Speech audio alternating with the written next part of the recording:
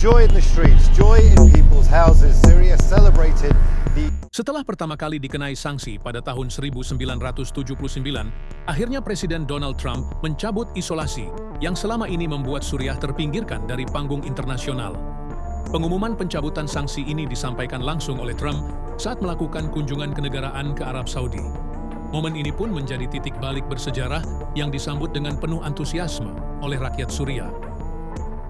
Seperti yang kita ketahui, tekanan internasional selama bertahun-tahun telah membawa penderitaan luar biasa bagi Suriah, mulai dari melonjaknya angka pengangguran, harga kebutuhan pokok yang meroket, hingga kelumpuhan ekonomi.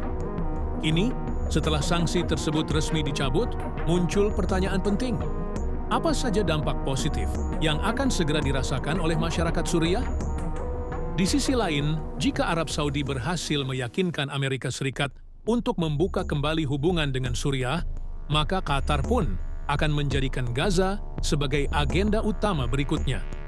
Qatar selama ini dikenal sebagai pihak kunci dalam upaya mediasi gencatan senjata di jalur Gaza. Kini, mereka berharap bisa bekerja sama dengan Amerika untuk menghentikan agresi brutal Israel yang kian hari makin membabi buta terhadap warga sipil di Gaza. Pertanyaannya, kenapa Donald Trump melakukan kunjungan ke 3 negara Teluk yang kaya akan cadangan minyak? Apa kaitannya dengan isu Suriah dan Gaza? Dalam kunjungan ke Arab Saudi, Trump melakukan pembicaraan bilateral dengan putra mahkota Mohammed bin Salman. Hasilnya, disepakati sejumlah kesepakatan besar. Salah satunya, Arab Saudi mengumumkan rencana investasi senilai 600 miliar dolar Amerika Serikat. Investasi ini akan mengalir ke sektor-sektor strategis seperti kecerdasan buatan, AI, teknologi, energi, dan industri manufaktur. Tak hanya itu, Trump dan MBS juga menandatangani perjanjian untuk memperkuat kemitraan militer kedua negara. Dalam kesempatan itu pula, Trump mengumumkan secara resmi pencabutan seluruh sanksi Amerika Serikat terhadap Suriah, sebuah langkah yang mendapat dukungan penuh dari Arab Saudi. Tak bisa dipungkiri, Arab Saudi memegang peran sentral dalam upaya mediasi transisi kekuasaan di Suriah, dengan MBS yang aktif mendorong terciptanya stabilitas di kawasan Timur Tengah. I will be ordering the cessation of sanctions against Syria in order to give them a chance at greatness. Suriah, semua bermula pada tahun 1979, ketika Suriah dimasukkan ke dalam daftar negara pendukung terorisme oleh Departemen Luar Negeri Amerika Serikat. Pada tahun 2004, tekanan bertambah lewat pemberlakuan Syrian Accountability and Lebanese Sovereignty Restoration Act, yang melarang ekspor barang tertentu ke Suriah dan membekukan aset para pejabat Suriah di wilayah Amerika Serikat. Bicara soal sanksi Amerika Serikat terhadap sanksi-sanksi tersebut semakin diperketat sejak pecahnya Perang Saudara Suriah pada tahun 2011, yang membuat negara itu terjerumus dalam kekacauan berkepanjangan. Amerika Serikat memperluas kebijakan sanksinya terhadap rezim Suriah dengan serangkaian langkah tegas, mulai dari embargo minyak dan gas, pembekuan aset milik elit penguasa, hingga sanksi finansial berupa pelarangan transaksi dengan lembaga keuangan Suriah, termasuk Bank Sentral. Langkah ini secara efektif memutus akses Suriah dari sistem keuangan internasional. Dampaknya pun sangat besar, perekonomian negara itu runtuh. Menurut data PBB tahun 2023, lebih dari 90% rakyat Suriah hidup dalam kemiskinan ekstrem. Inflasi melonjak hingga ratusan persen, membuat harga kebutuhan pokok seperti roti dan bahan bakar meroket tajam. Krisis listrik dan kelangkaan obat-obatan pun menjadi kondisi yang terus memburuk dari hari ke hari. Tingkat pengangguran di beberapa wilayah bahkan mencapai 50%, menciptakan situasi putus asa, khususnya di kalangan generasi muda yang kehilangan arah dan harapan akan masa depan. Minimnya anggaran untuk rekonstruksi nasional membuat banyak fasilitas publik seperti rumah sakit, sekolah, hingga jaringan listrik masih dalam kondisi rusak berat. Karena itulah, pencabutan sanksi terhadap Suriah yang baru-baru ini diumumkan menjadi secercah harapan baru bagi rakyatnya. Di berbagai kota besar, warga turun ke jalan merayakan kabar baik ini.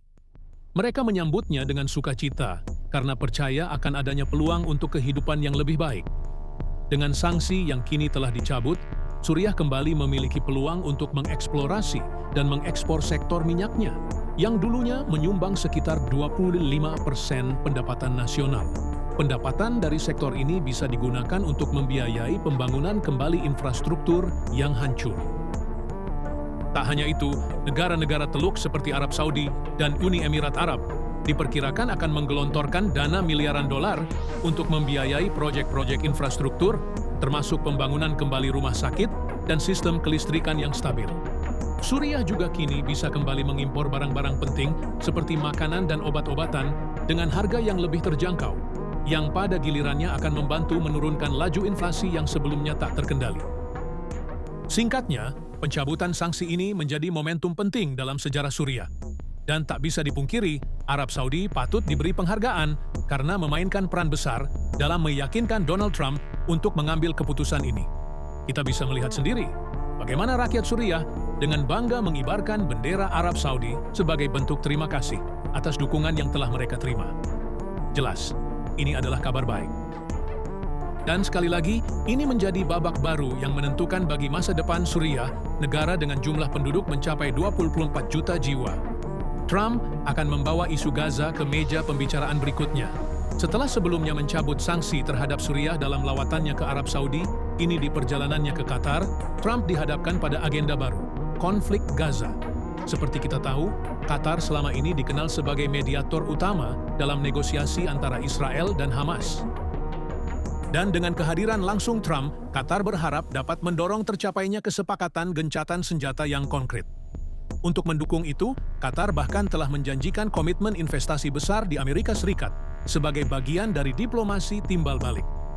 Saat ini, Trump secara terbuka telah menyatakan bahwa blokade atas jalur Gaza harus dihentikan demi membuka akses bagi bantuan kemanusiaan. Trump berharap dengan tekanan ini, Israel mau membuka jalur distribusi sehingga warga sipil yang terjebak, terutama anak-anak dan perempuan hamil, bisa menerima pasokan makanan, air bersih, serta obat-obatan yang sangat dibutuhkan. Di luar sikap Trump, tekanan internasional terhadap Israel juga terus meningkat. Tuduhan genosida yang diajukan ke Mahkamah Internasional (ICJ) dan Mahkamah Pidana Internasional (ICC) membuat Amerika harus mempertimbangkan posisi yang lebih seimbang demi menjaga citra dan pengaruh globalnya. Eropa pun mulai angkat suara. Presiden Prancis Emmanuel Macron baru-baru ini mengkritik keras tindakan Israel yang dianggap telah melampaui batas dalam operasi militernya di Gaza. Karena itu, Trump kini memprioritaskan investasi dari negara-negara Teluk yang juga mensyaratkan penyelesaian krisis kemanusiaan di Gaza sebagai bagian dari kesepakatan kerjasama. Lalu bagaimana hubungan antara Trump dan Netanyahu? Padahal dulu mereka dikenal sangat dekat. Kini, pada Mei 2025, hubungan keduanya dikabarkan memburuk. Ketegangan muncul akibat perbedaan pendekatan dalam menangani konflik di Gaza. Trump dikabarkan kecewa dengan sikap Netanyahu yang dinilai keras kepala dan terlalu dominan.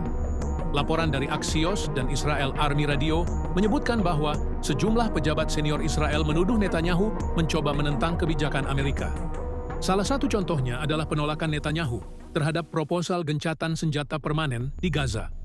Ia tetap bersikeras pada strategi kemenangan total atas Hamas, berseberangan dengan keinginan Trump yang ingin membuka jalur bantuan dan meredakan konflik. Karena itu, Trump pun memilih jalannya sendiri. Ia melakukan negosiasi langsung dengan kelompok Houthi tanpa melibatkan Israel. Bahkan dalam perkembangan terbaru, Trump juga melakukan komunikasi langsung dengan Iran serta menjalin pembicaraan rahasia dengan pihak Hamas untuk membebaskan para sandera, termasuk 2 warga negara Amerika Serikat, Ed dan Alexander.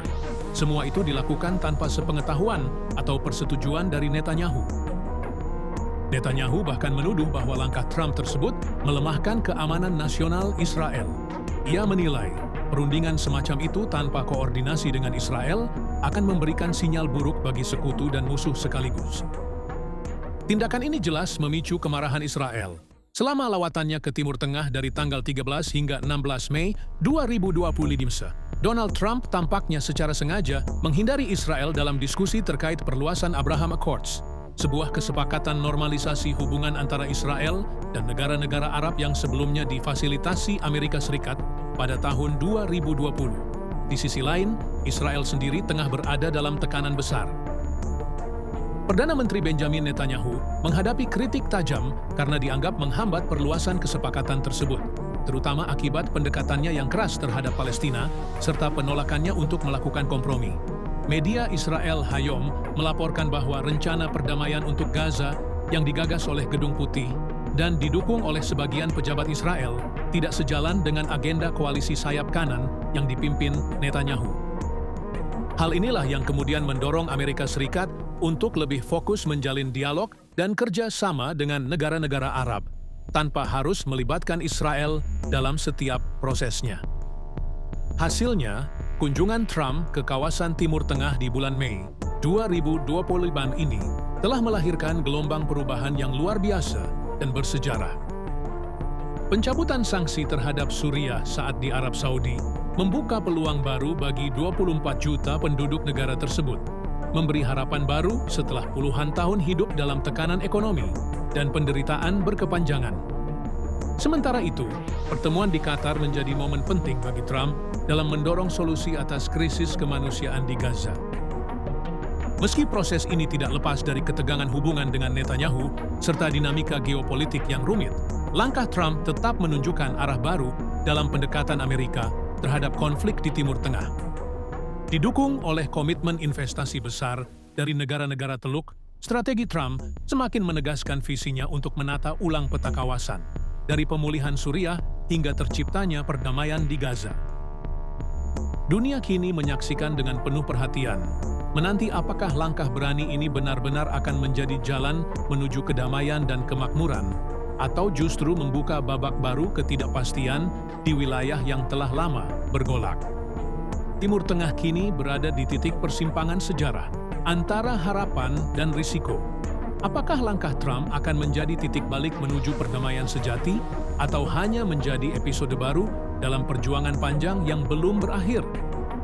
Actions were brutal and crippling and served as an important function, nevertheless, at the time. But now it's their time to shine. It's their time to shine. We're taking them all off, and they're going to have, I think they're going to have faith in the people and the spirit and everything else that I'm hearing about. So I say good luck, Syria. Show us something very special like they've done, frankly, in Saudi Arabia. Okay? They're going to show us something special. Very good people.